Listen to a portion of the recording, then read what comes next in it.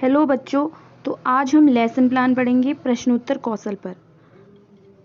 तो प्रश्नोत्तर कौशल का लेसन प्लान बनाने के लिए सबसे पहले आपको दिनांक डालनी होगी, फिर कक्षा, विषय, जिस विषय का बना रहे हैं उपविषय, अगर उस विषय में उपविषय हैं जैसे विज्ञान में होती हैं, जैसे जीव विज्ञान, रसायन विज्ञान, भौतिक विज्ञान, तो वो डालनी है आपको।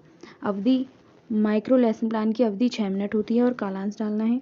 फिर प्रकरण, जो टॉपिक आपने लिया है माइक्रो लेसन प्लान बनाने के लिए। फिर आपको डालना है प्रश्नोत्तर कौशल के घटक। तो जो घटक इस्तेमाल होने हैं वो डालने हैं। तो व्याकरण की दृष्टि से प्रश्नों की रचना ठीक होनी चाहिए, जो प्रश्न है वो व्याकरण जो है उनकी वो ठीक हो।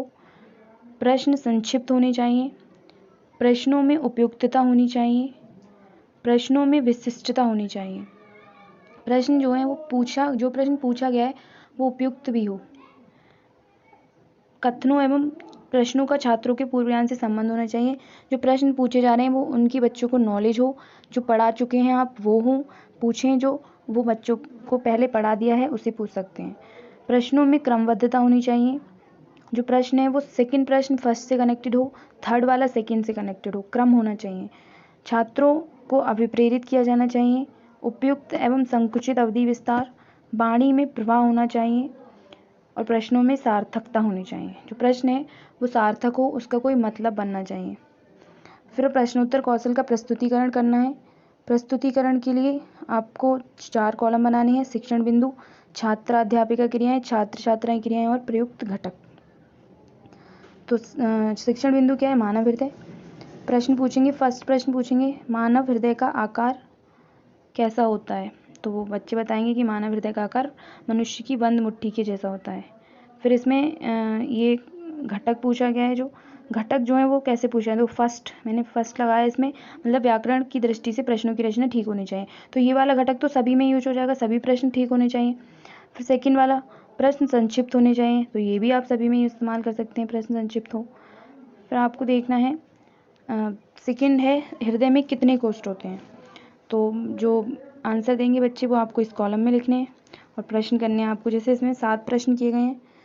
मानव हृदय का आकार कैसा हो, हृदय क्या कार्य करता है, तो ये पूरे शरीर को रक्त प्रवाहित करता है। मतलब इसमें आपको समस्यात्मक प्रश्न नहीं दिखाना है सभी, क्योंकि ये प्रश्नोत्तर कौशल है, तो आपको इसमें सिर्फ प्रश्न पूछने और बच्चों को आंसर करने हैं।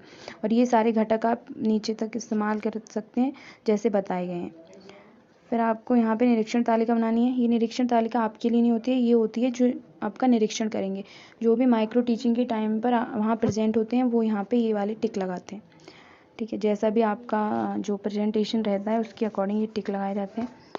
फिर ये देखिए फर्स्ट, तो यहाँ पे आपको फिर से कॉलम बनाने हैं।